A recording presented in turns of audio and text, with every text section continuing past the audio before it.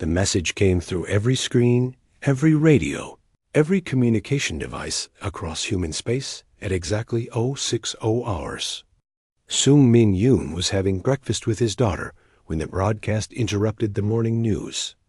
The alien face that appeared was Vex Overlord Threxus, his 6 eyes blinking in sequence as he spoke in that mechanical translation voice all humans had grown to hate. Directive 771 is now in effect, Threxus announced. All human settlements beyond the Sol system will be evacuated within 60 days. These worlds will be redistributed to species better suited for their management. Sung Min's coffee cup stopped halfway to his mouth. His daughter, only 7 years old, looked up at him with confused eyes. "Dad, what does that mean?" He didn't answer. He couldn't. New Pyongyang was his home. He had been born here 43 years ago, when this world was nothing but red dirt and poisonous air.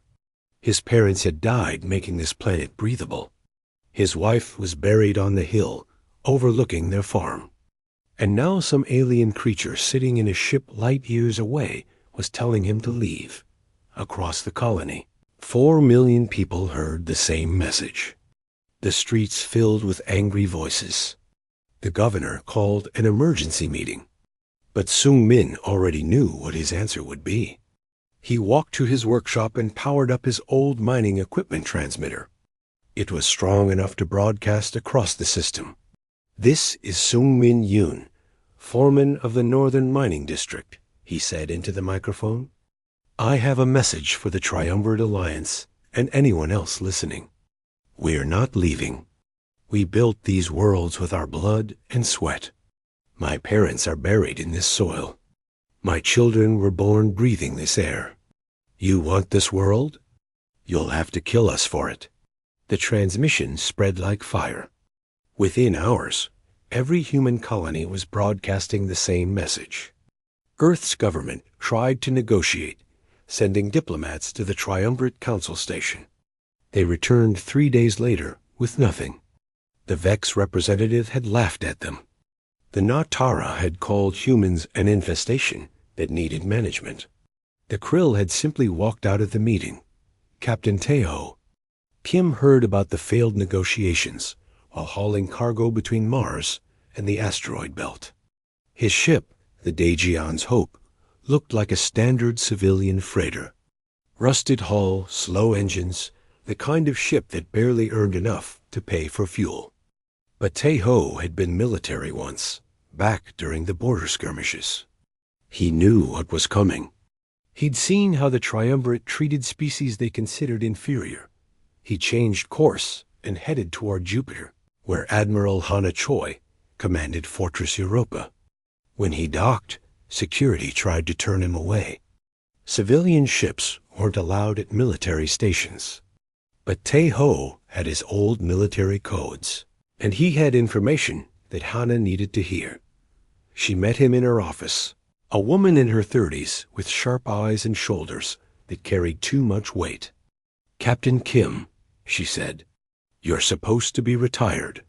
"I am retired," Teho replied. "But I have 46 friends who are also retired. And all of us have ships that look civilian but carry enough firepower to crack a cruiser. We've been preparing for this day, Admiral. Tell me you have been too." Hannah studied him for a long moment. Then she pulled up a holographic display. It showed military installations hidden throughout the Sol system, weapons platforms disguised as research stations, and a fleet much larger than anyone suspected Earth possessed. "Protocol blackout," she said quietly. "We've been building it for 20 years. Every time the Triumvirate dismissed us as primitive, we built more. Every time they laughed at human engineering, we improved. We knew this day would come." "Then you know they're going to hit New Pyongyang," Teho said. "I know," Hannah replied. Her voice was cold. "Our intelligence says the Vex fleet will arrive there in 72 hours. Earth's government is still trying to negotiate an evacuation. And if the people refuse to leave?" Hannah didn't answer. She didn't need to dot on New Pyongyang. Sung Min organized the resistance. Farmers brought their plasma cutters. Miners brought their drilling lasers. It wasn't much against a battle fleet, but Sung Min wasn't planning to win. He was planning to make them remember. He set up cameras across the colony, broadcasting everything across human space. If the Triumvirate was going to do this, the entire galaxy would watch. Dr. G1 Park watched from Ganymede Research Station. She had been working on experimental quantum systems, peaceful research that was supposed to improve long-range communication. But she had also been working on something else, something she had never told her superiors about. A weapon that could blind the Triumvirate's faster-than-light communications. She had been waiting for authorization to activate it. The Vex fleet arrived at New Pyongyang exactly on schedule. 23 warships, led by battlecruiser Nexus Prime. They didn't bother with warnings. The northern continent held the largest population centers, the farms, the schools, the hospitals. The Vex targeted it first. Sung-Min was in the central square when the sky turned white. He had time to think about his daughter, safe in the southern bunkers. He had time to hope she would survive. Then the orbital bombardment hit, and the northern continent turned to glass. The transmission cut out mid-sentence. Sung Min's final words echoed across every human settlement, every ship, every station. They're firing on the cities. Tell Earth we didn't run. 800,000 people died in 18 minutes. The silence that followed was absolute. Earth's government convened in emergency session. The colonies went quiet. The Triumvirate waited for the surrender they knew would come. Humans always surrendered. They were weak, emotional, irrational creatures who valued individual lives over practical necessities. They had no idea what was about to happen. In her office on Fortress Europa, Admiral Hana Choi received a single-line transmission from Earth's United Government. It was encrypted with codes that had never been used before, codes that had been prepared for this exact moment. She read it 3 times, just to be certain. Authorization granted. Protocol blackout active. No quarter. No mercy. Make them remember. Hannah stood and walked to the observation window. Jupiter filled half the sky, its storms swirling in eternal rage. Somewhere in those storms were hidden weapons, ships, and systems that the Triumvirate had never imagined Earth possessed. She activated her command console and sent a single word to every human military installation in the Sol system. Execute. Across human space, every military ship, every station, every outpost went dark simultaneously. Communication arrays shut down. Tracking beacons disabled. In an instant, Earth's entire fleet vanished from Triumvirate sensors. The galaxy had just made a terrible mistake. It had pushed humanity to the edge and expected them to fall. Instead, humanity jumped, and they were taking the entire Triumvirate with them into the darkness. The 6-day war had begun. Vex monitoring station at Kepler 442 detected the approaching ships 8 hours after New Pyongyang burned. 47 vessels, all broadcasting civilian identification codes. Freighters, mining ships, and cargo haulers. The station commander barely looked at them. Human cargo traffic was common in this sector. Captain Tae-ho Kim sat in the command chair of the Daejeon's Hope and watched the distance counter tick down. Around him, his bridge crew worked in silence.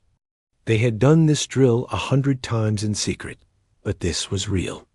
His weapons officer was a grandmother who had lost 3 grandchildren on New Pyongyang. His navigator had a sister who died in the glassing. Every person on this ship had a reason to be here. All ships report ready, his communications officer said quietly. Tae-ho nodded. Drop the masks. Across all 47 ships, hull panels fell away. Civilian cargo containers split open to reveal missile batteries. Fake engine housings detached to show military-grade thrusters. The Daejeon's Hope transformed from a rusted freighter into a warship bristling with weapons. The other ships did the same. The Vex station finally noticed. Alarms screamed. Defense turrets powered up. A distress signal launched toward the nearest Vex fleet. But Tae-ho had planned for that. One of his ships, a former mining vessel, fired a single electromagnetic pulse. The station's communications died instantly. All batteries, fire, Tae-ho ordered. The Kepler 442 fuel depot supplied 40% of the Vex fleet in this quadrant. It held enough antimatter to power 1,000 ships. The humans didn't try to capture it. They didn't want prisoners.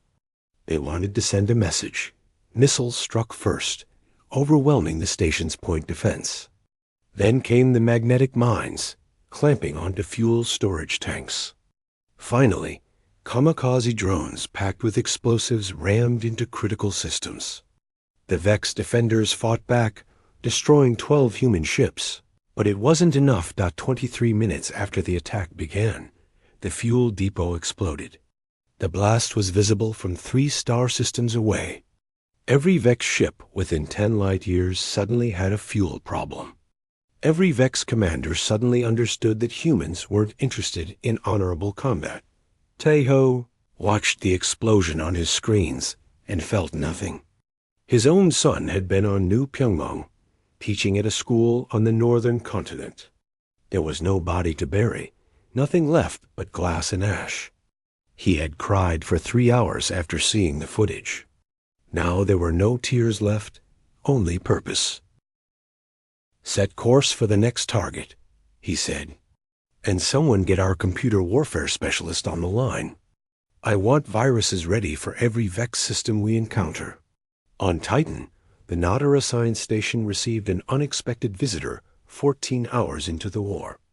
The research team was studying Saturn's rings when their sensors detected ships approaching. Human ships, but not acting like traders or explorers. These ships moved like hunters.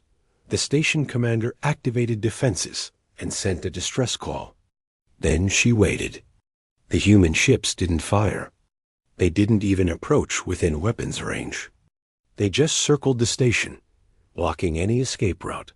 6 hours later, a Nautara rescue fleet arrived. 20 warships, ready for battle. They found the science station intact, all systems functioning perfectly. The human ships had vanished. The rescue commander was relieved until he tried to contact the station. No response. They docked and entered carefully, expecting a trap. What they found was worse. The station was empty. Every Nautara scientist was gone. Not dead, not injured, just gone. Research data had been wiped clean. Security footage showed human special forces entering through maintenance airlocks, extracting every living being without firing a shot, and leaving with them. The commander understood immediately. Hostages. The humans had taken hostages. In 8,000 years of Nautara military history, no one had taken hostages. It was considered barbaric, beneath honorable species. But humans clearly didn't care about honor. The rescue fleet searched for 2 hours before finding a data chip left in the station commander's office. It contained a message in perfect Nautara language. They are safe and well treated. When your government withdraws from human space, they will be returned. Unlike your allies, we can show mercy, but only if you choose it. At Ganymede Research Station, Dr. G1 Park entered the final activation codes. She had been working on this project for 11 years, hiding it in plain sight among her legitimate research. The quantum entanglement disruptor was her life's work, and now it would become her weapon. The system powered up, drawing energy from Jupiter's magnetic field. Across 50 light-years of space, quantum nodes that Earth had been secretly deploying for decades activated simultaneously. They created interference patterns in the quantum foam that the triumvirate used for faster-than-light communication. Every triumvirate ship within range suddenly lost contact with their fleet. Admirals couldn't talk to each other. Scouts couldn't report enemy positions. Supply convoys couldn't coordinate with bases. The entire triumvirate military structure, built on instant communication across vast distances, went deaf and blind. Dachi 1 watched the system stabilize and allowed herself a small smile. She had lost her brother on New Pyongyang. He had been a doctor, saving lives until the orbital bombardment turned the hospital into a crater. She had promised herself that his death would cost the triumvirate dearly. "System active and stable," she reported to Admiral Hana Choi. "They can't hear each other anymore." "Excellent work, Doctor," Hannah replied. "Now they fight blind, and we can see everything."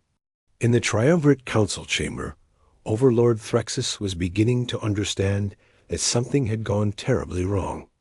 Reports came in slowly now, carried by ships rather than instant communication. The Kepler 442 depot destroyed. The Titan station evacuated by force. Communications disrupted across multiple sectors. And worst of all, no one could find the human fleet. "How many ships do the humans have?" he demanded. His intelligence officer checked the data. Official records show approximately 300 military vessels, mostly defensive platforms around Earth and Mars. Then where are these ships coming from? "We've lost contact with 17 installations, and the attackers vanish before our fleets arrive." They can't have 300 ships in 17 locations simultaneously. No one had an answer. The truth, which the triumvirate would learn too late, was that Earth had been building ships for decades. Every civilian vessel was a potential warship. Every cargo freighter could carry missiles. Every research station could become a fortress. Humanity had learned from being dismissed and underestimated. They had built their real military in secret, while showing the galaxy only what they wanted them to see. The Krill Empire, proud warriors who had conquered a dozen species, sent a battle group to investigate human activity near their border. They found an asteroid field that sensors showed was empty. They entered carefully, searching for hidden ships. The asteroids themselves were the weapons. Thousands of mines disguised as rocks, controlled by simple automated systems that activated when Krill ships passed. The battle group didn't have time to retreat. 17 ships died in the first minute. The remaining 5 tried to fight, but there was nothing to shoot at except rocks and mines. Only one Krill ship escaped, heavily damaged and running on emergency power. Its captain, a warrior with 40 years of experience, sent a message to the Empire's War Council. "The humans don't fight like any species we've encountered. They don't want glory or honor. They just want us dead. Recommend extreme caution." The War Council ignored the recommendation. The Krill had never retreated from any species. They weren't going to start with humans. By the end of the first day, the triumvirate had lost over 300 ships, 7 major installations, and all communication coordination in 3 sectors. They still didn't know where most of the human fleet was hiding. They still didn't understand the tactics being used against them. In her command center on Fortress Europa, Admiral Hana Choi reviewed the reports and allowed herself one moment of satisfaction. Then she returned to work. The first day had been about disruption and fear. The second day would be about teaching the triumvirate what humans did to species that murdered children. The message she sent to all human forces was simple: continue hunting. No mercy. Make every ship, every station, every triumvirate soldier afraid to sleep. This is for New Pyongyang. This is for the 800,000. This is for every human child who died screaming while their governments watched and did nothing. Across human space, captains read the message and went back to hunting. The war was just beginning. The Vex Warmaster Kelthus had commanded fleets for 300 years. He had conquered 14 species and never lost a major engagement. When he received orders to hunt down the human raiders, He assembled 200 ships and began systematic searches of every system where humans had been reported. Captain Tae-ho Kim watched Kelthus's fleet enter the Crab Nebula on the second day of the war. The nebula was a massive cloud of gas and dust, perfect for hiding ships. Kelthus knew this, so he sent scout vessels ahead to check for ambushes. What he didn't know was that Tae-ho had spent 3 months preparing this particular trap. All ships maintained silent running. Tae-ho whispered into his communication system. Around him in the nebula, 37 human ships waited, their engines cold and their weapons charged. But they weren't the real threat. The Vex scouts found nothing and reported the nebula clear. Kelthus's main fleet entered confidently. They were halfway through when Tae-ho activated the mines. For 3 months, human engineering teams had been seeding the Crab Nebula with thousands of simple magnetic mines. They drifted through the gas clouds, looking like debris and dust. They were cheap to make, easy to deploy, and absolutely devastating when activated all at once. The first explosions tore through the Vex formation. Ships tried to scatter, but everywhere they turned, more mines activated. Point defense systems couldn't track targets hidden in the gas clouds. Energy shields meant nothing against weapons that were already touching the hull. Kelthus screamed orders, trying to organize a retreat. That's when T.O.'s ships attacked. They burst from hiding spots in the thickest gas clouds, firing at point-blank range before vanishing again. The Vex tried to return fire, but their sensors couldn't distinguish human ships from the gas, debris, and explosions. The battle lasted 40 minutes. When it ended, 173 Vex ships were destroyed or disabled. Kelthus's flagship, the Eternal Valor, broke apart when a mine detonated inside its engine core. The War Master, who had never lost an engagement, died screaming as his ship fell into pieces. 20-7 Vex ships escaped. Tae-ho let them go. He wanted survivors to carry the message back. Humans don't fight fair, and they don't forgive. On the third day, the Krill launched their own offensive. They were warriors, proud and skilled in combat. They didn't use tricks or traps. They believed in honorable battle, ship against ship, warrior against warrior. They sent their greatest admiral, Corvin the Undefeated, with 500 ships to crush the human rebellion. Admiral Hanachoy watched them come. She had prepared something special for the Krill. While they believed in honor, she believed in winning. Corvin's fleet approached a human convoy near the Epsilon Eridani system. The convoy consisted of 20 transport ships, apparently trying to evacuate civilians from a colony. The Krill surrounded them easily, demanding surrender. This was how honorable species fought. You surrounded the enemy, gave them a chance to yield, and either accepted their surrender or destroyed them in fair combat. The transport ships powered down their engines and appeared to surrender. Corvin prepared boarding parties to take the humans prisoner. His warriors would treat them well, as honor demanded. Then the transport ships exploded. Every single one was rigged with antimatter charges. The blasts vaporized 40 Krill ships instantly. The remaining fleet scattered in confusion, and that's when the real human fleet attacked. They had been hiding behind a nearby moon, waiting for the Krill to cluster around the bait. Corvin tried to organize a defense, but the humans weren't interested in a fair fight. They used nuclear weapons, kinetic kill vehicles, and computer viruses that crashed Krill targeting systems. When Krill ships tried to close for honorable combat, human ships retreated, leading them into more prepared kill zones. The battle raged for 6 hours. Corvin fought brilliantly, destroying 80 human ships. But he lost 300 of his own. When his flagship was finally crippled by a computer virus that turned his own weapons against him, Corvin sent a final message to the Krill Empire. "The humans have no honor," he transmitted, "but they are winning. Change tactics, or we all die."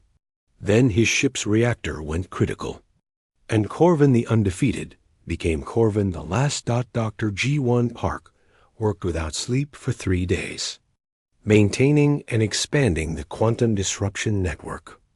Every few hours, she added new nodes, extending the range of the communication blackout. By the 3rd day, the entire Triumvirate military was operating blind. She received reports from across human space. Vex supply convoys were getting lost, arriving at wrong coordinates, or running out of fuel in empty space because they couldn't coordinate with their bases. Natara research vessels were being captured because they couldn't call for help. Krill warrior fleets were firing on each other, unable to distinguish friend from foe without communications. But G1 also monitored something else. The broadcasts Earth was sending across the galaxy. Videos of the captured Nautara scientists, healthy and well-treated in comfortable facilities. Messages from human commanders offering peace to any triumvirate species that withdrew from human territory. Evidence that humanity could show mercy if mercy was chosen.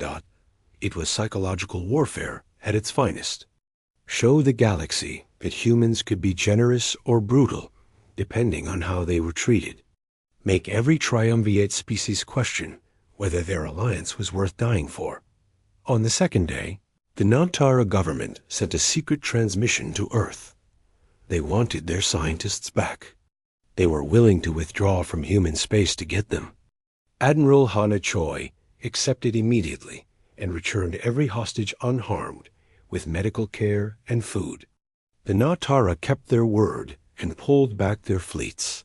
The Triumvirate alliance began to crack. The Vex, furious at the Nautara withdrawal, sent angry messages accusing them of cowardice. The Krill, stung by their losses, refused to retreat, but also refused to coordinate with the Vex anymore. 3 species that had dominated the galaxy for millennia were turning on each other, and humanity was doing everything possible to encourage it. T-ho. Kim's squadron raided Vex positions while carefully avoiding Krill territory. When they did encounter Krill ships, they transmitted messages praising their honor and courage, suggesting that the Vex were using the Krill as cannon fodder. Most Krill ignored this, but some began to wonder. Human propaganda was as dangerous as human weapons. By the end of the 3rd day, the Triumvirate had lost over 800 ships. Their communication network was in ruins. Their alliance was fracturing, and they still had not located Earth's main fleet. Every attack seemed to come from nowhere, strike with overwhelming force, and vanish before reinforcements arrived. Overlord Threxus finally understood what was happening. The humans weren't trying to conquer territory or win a conventional war. They were destroying the Triumvirate's ability to function as a unified force. Every raid, every ambush, every propaganda broadcast was designed to spread fear, confusion, and doubt. They're not soldiers, he told his remaining advisors. They're predators, and we're the prey. One advisor dared to suggest surrender. Threxus had him executed on the spot. The Vex did not surrender. They had ruled this region of space for 5,000 years. They would not be defeated by apes who had barely learned to leave their own planet. But deep down, Threxus knew the truth. The Triumvirate had made a terrible mistake. They had treated humanity like an inferior species, something to be managed and controlled. They had killed human children to make a point. And now those children's parents, siblings, and friends were teaching the galaxy a lesson it would never forget. Admiral Hana Choi reviewed the reports from all fronts and allowed herself a moment of dark satisfaction. 3 days ago, the Triumvirate had been confident, arrogant, and dismissive of human capabilities. Now they were scared, divided, and bleeding from 1,000 cuts. But she knew this wasn't over. The Vex still had resources, and the Krill still had pride. Wounded predators were dangerous, and the Triumvirate still had one option left: attack Earth directly. Her intelligence teams confirmed what she had expected. A massive triumvirate fleet was assembling, the largest single force ever gathered. 800 ships, commanded by Threxus himself. They would strike at Earth, destroy humanity's homeworld, and end the war in one devastating blow. Hana smiled coldly.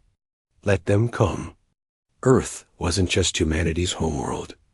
It was the most heavily defended planet in the galaxy, and the triumvirate didn't know the half of it.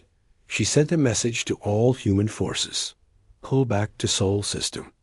The enemy is coming home, and we're going to show them what happens when you threaten Earth. Overlord Threxus stood on the bridge of his flagship, the Dominion Eternal, and watched his fleet assemble. 800 ships, the largest armada the triumvirate had ever created. Every vessel was armed with the most advanced weapons in the galaxy. Every crew was trained and experienced. This force could conquer entire star systems. And it was all heading to Earth. They think they've won, Threxus said to his second-in-command. They've raided our supply lines, disrupted our communications, and made us look weak. But they've forgotten something important. We know where their homeworld is. We know where their families live. When Earth burns, their scattered fleet will have nothing to fight for. The second-in-command nodded, though privately he wondered if this was wise. The humans had proven surprisingly dangerous. But orders were orders, and the Vex did not retreat. The fleet began its 40-hour journey to Sol System. Threxus was confident. Earth had defenses, certainly, but nothing that could stop 800 warships. This would be over quickly. Captain Tae-Ho Kim received the recall order and immediately turned his squadron toward Earth. Every human ship across the galaxy received the same message: come home. His crew was exhausted after 3 days of constant fighting, but they didn't complain. If the triumvirate was coming to Earth, then every human ship needed to be there to stop them. How many ships do we have? He asked his communications officer. Counting military, converted civilian, and everything that can mount a weapon. About 900 vessels, came the reply. But most of them are smaller than triumvirate warships. On paper, we're outmatched. Tae-Ho smiled grimly. We've been outmatched since this war started. Hasn't stopped us yet. Admiral Hana Choi watched the triumvirate fleet approach on long-range sensors. They were taking their time, confident in their superiority. That was fine. It gave her more time to prepare the trap. Earth's Sol System had been heavily fortified for decades, but most of those fortifications were hidden. Asteroid mining stations that were actually weapon platforms. Communication satellites that could fire missiles. Research stations that housed railguns powerful enough to punch through any shield. And most importantly, Fortress Europa. Everyone in the galaxy knew about Fortress Europa. It orbited Jupiter, a massive military installation that Earth openly admitted was their primary defensive platform. What they didn't know was that it was also bait. Status of all systems? Hannah asked her tactical officer. Ganymede platform is charged and ready. Dr. Park reports the quantum disruptor is still active. All hidden defensive positions are powered down and waiting. The civilian fleet is in position. And Fortress Europa appears to be operating normally. Good. When they cross Neptune, send the signal. Every civilian craft that can carry a weapon joins the fight. Every hidden platform activates. And make sure Fortress Europa looks vulnerable. I want them to think they can take it easily. The triumvirate fleet crossed into Sol System after 38 hours of travel. Threxus studied the sensor readings carefully. He saw Fortress Europa, as expected. Some defensive satellites around Earth and Mars, but nothing that could challenge 800 ships. Where is their fleet? He asked. Scattered throughout the system, sir. Mostly smaller vessels. They appear to be trying to evacuate civilians. Threxus laughed. They're running. They know they can't win. Target Fortress Europa first. Once we control Jupiter orbit, Earth is defenseless. The fleet advanced toward Jupiter. They passed Neptune without incident. Then Uranus. Threxus frowned. Where were the defenders? Earth wouldn't just surrender. Unless the humans really were as weak as he'd always believed. They crossed Saturn's orbit. Still nothing. Just some debris and what looked like civilian ships fleeing. Threxus ordered scouts to investigate the debris. But sensors showed only asteroids and destroyed satellites from some old battle. 30 minutes to Jupiter orbit, his navigator reported. That's when everything changed. The debris activated. Thousands of objects that sensors had marked as asteroids suddenly showed power signatures. They weren't asteroids. They were ships.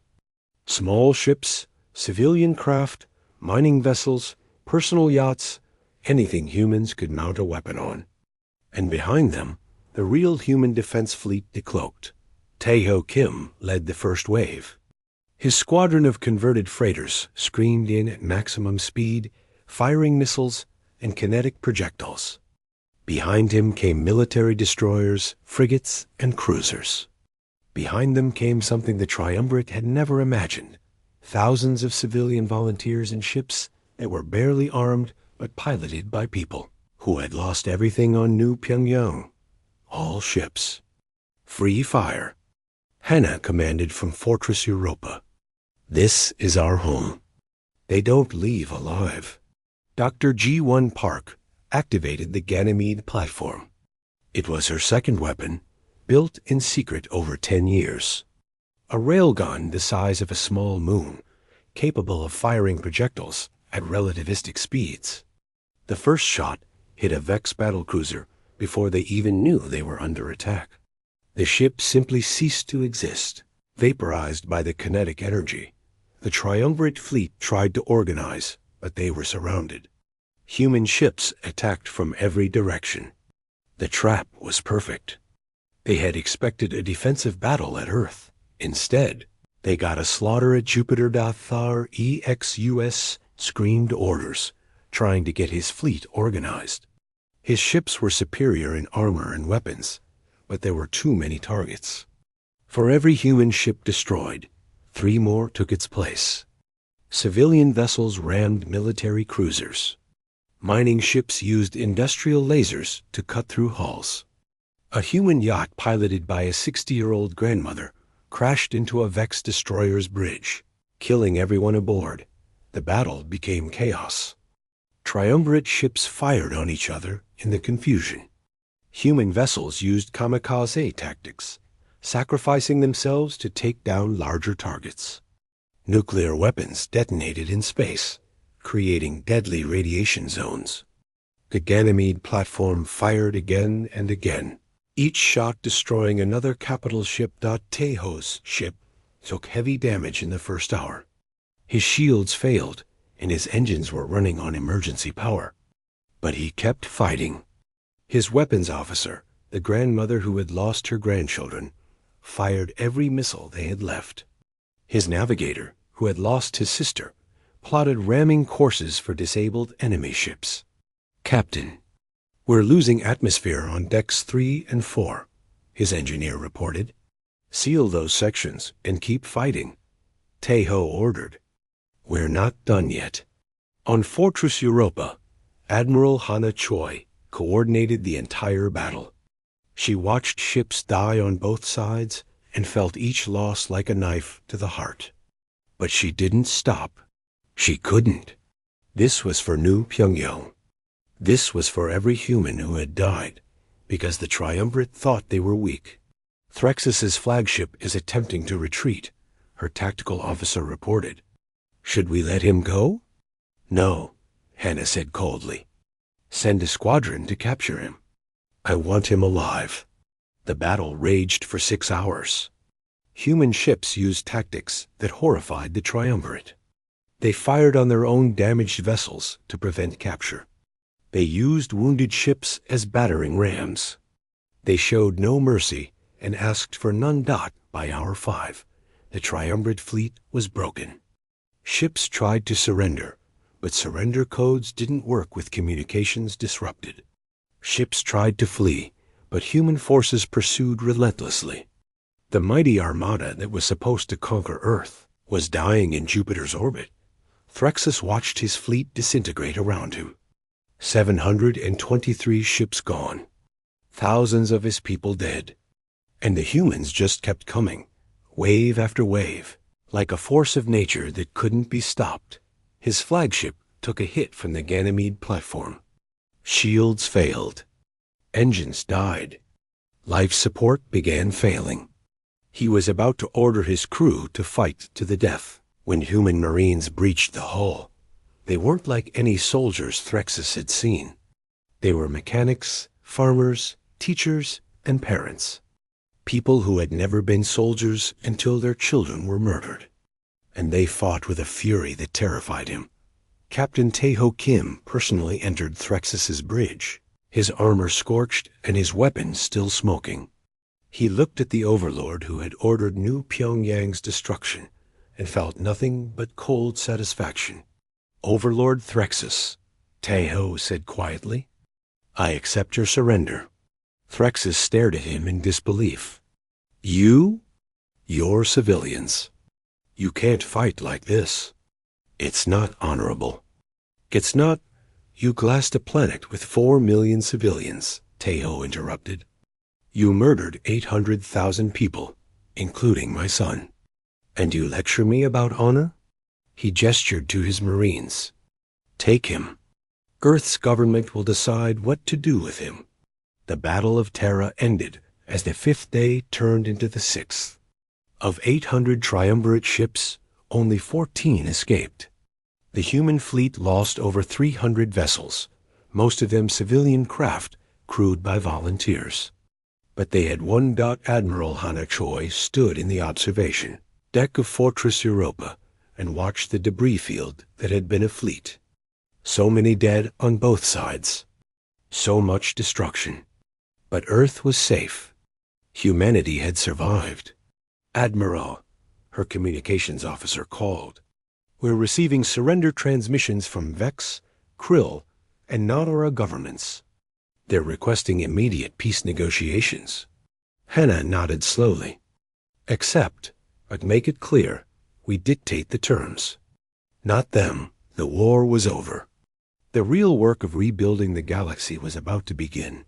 The 6th day began with silence. Across the galaxy, triumvirate forces stopped fighting. Ships that had been hunting human vessels suddenly broadcast surrender codes.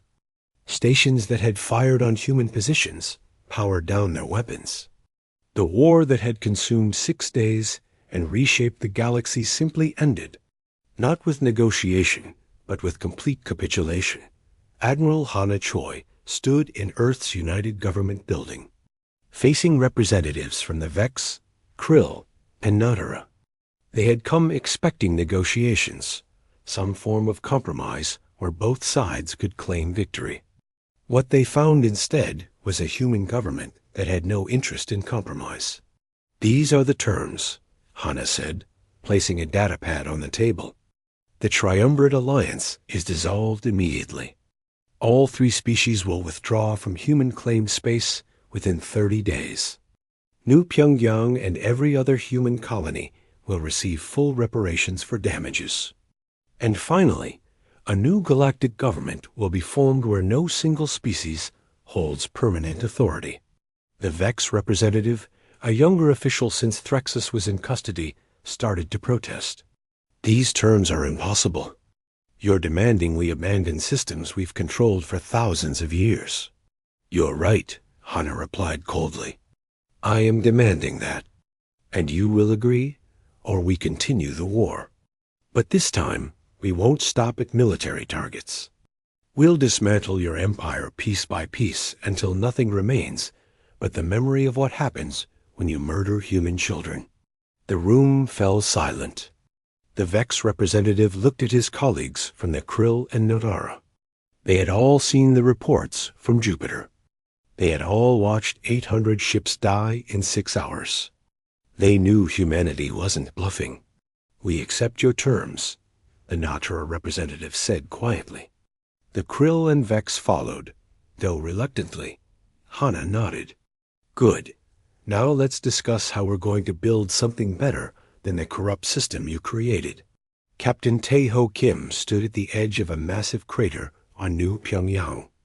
The northern continent was still glassed, a vast expanse of melted rock that stretched to the horizon. But the southern continent had survived, and reconstruction had already begun. A memorial had been built where the capital city once stood.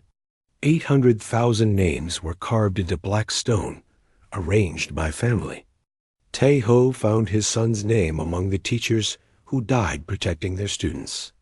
He traced the letters with one finger and allowed himself to feel something other than cold fury for the first time in 6 days. Dad would be proud of you. Tae-ho turned to see his daughter standing behind him. She had survived in the southern bunkers, along with 3 million others. She was older now, harder. The war had aged everyone. I'm not sure about that, Tae-ho said quietly. I killed a lot of people? They killed first, his daughter replied. And you made sure they'd never do it again. That's what Dad taught me. Stand up to bullies, even when they're bigger than you.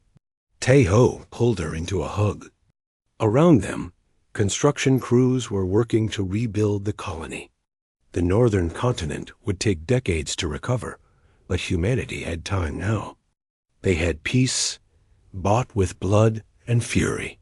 What will you do now? His daughter asked. I don't know, Tae-ho admitted. Go back to hauling cargo, I suppose.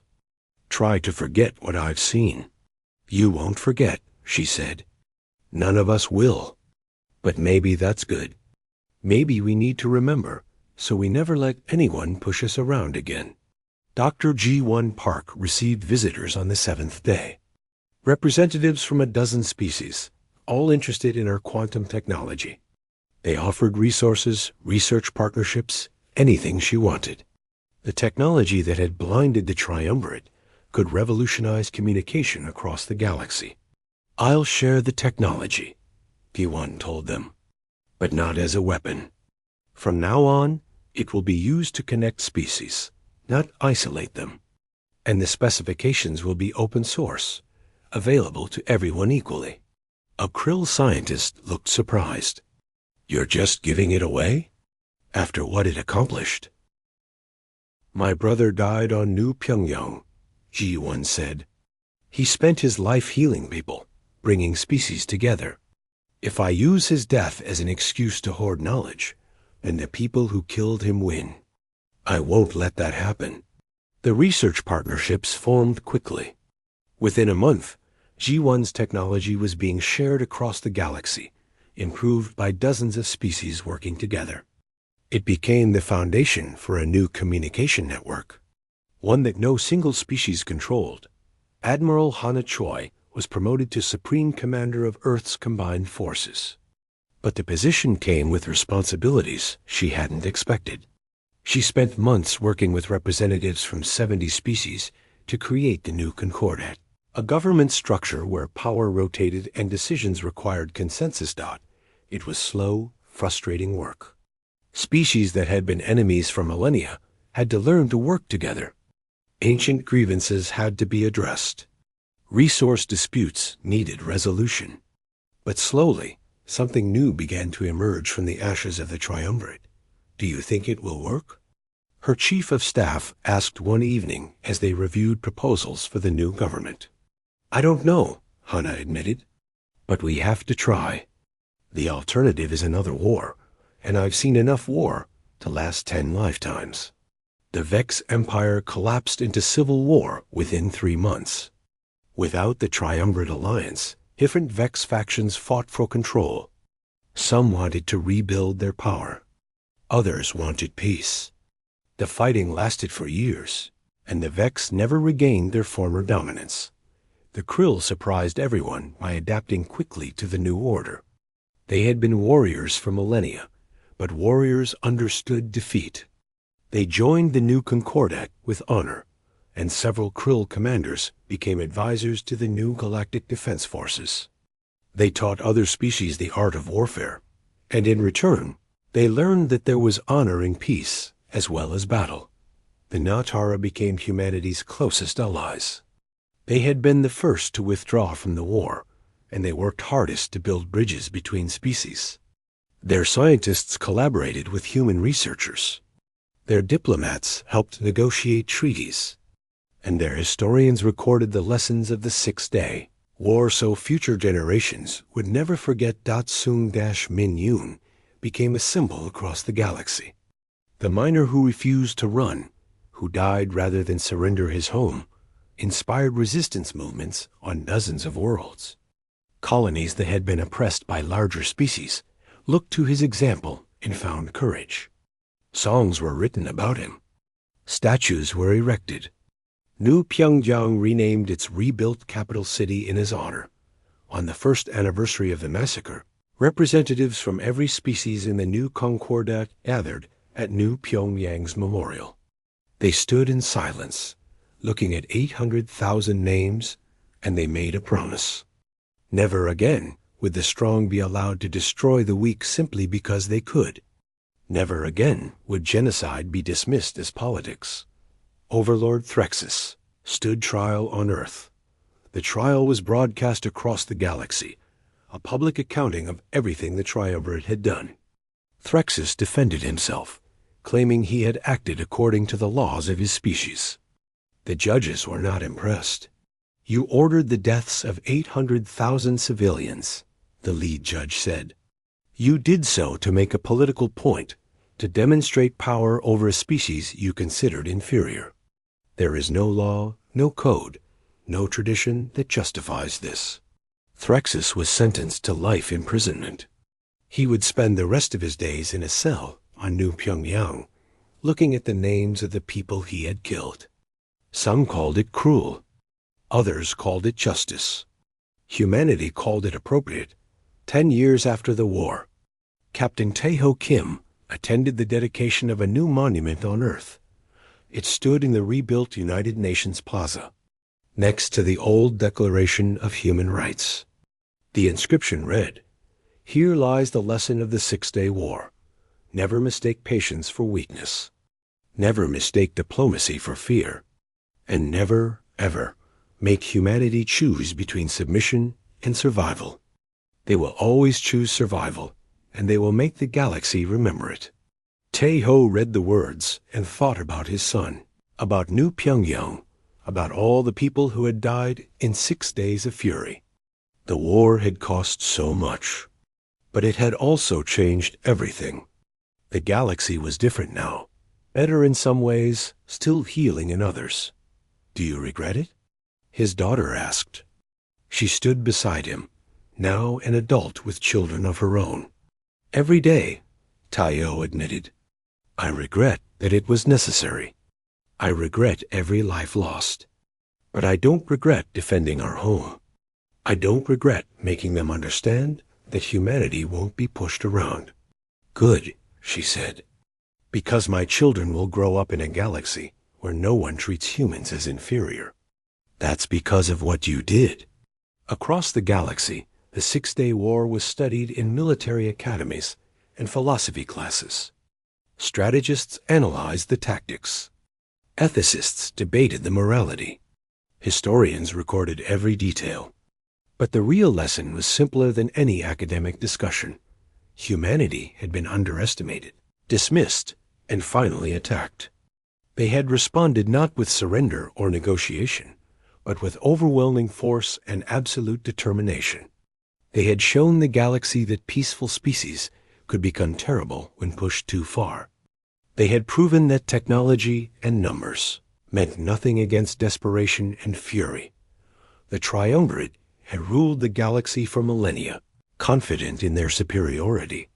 In 6 days, humanity had torn that confidence apart and rebuilt the galaxy in a new image. Dr. G1 Park, now elderly but still brilliant, gave a speech at a galactic science conference 50 years after the war. She spoke about her brother, about New Pyongyang, about the moment humanity snapped. "We didn't want war," she said. "We wanted peace, cooperation, and shared prosperity. But when forced to choose between submission and survival, we chose survival. And we made that choice with such fury that the galaxy will never forget it. Not because we're proud of the violence, but because we're determined to never let it happen again.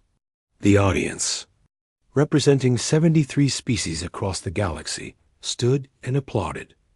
Admiral Hannah Choi, retired now and spending her final years on Mars, watched the speech on her datapad. She smiled slightly, then looked out at the red planet that had been her home for decades. Humanity had come so far since that terrible day when New Pyongyang burned. They had built a better galaxy, not through kindness and patience alone, but through the hard lesson that some lines should never be crossed. The galaxy had learned that lesson. It would not forget Dot, and if it ever did, the memorial on New Pyongyang would remind them. 800,000 names carved in black stone, a warning and a promise. This is what happens when you push humanity too far. This is what happens when you mistake restraint for weakness. This is what happens when you make humans choose between their children and your convenience. They will always choose their children, and they will make you pay for forcing that choice.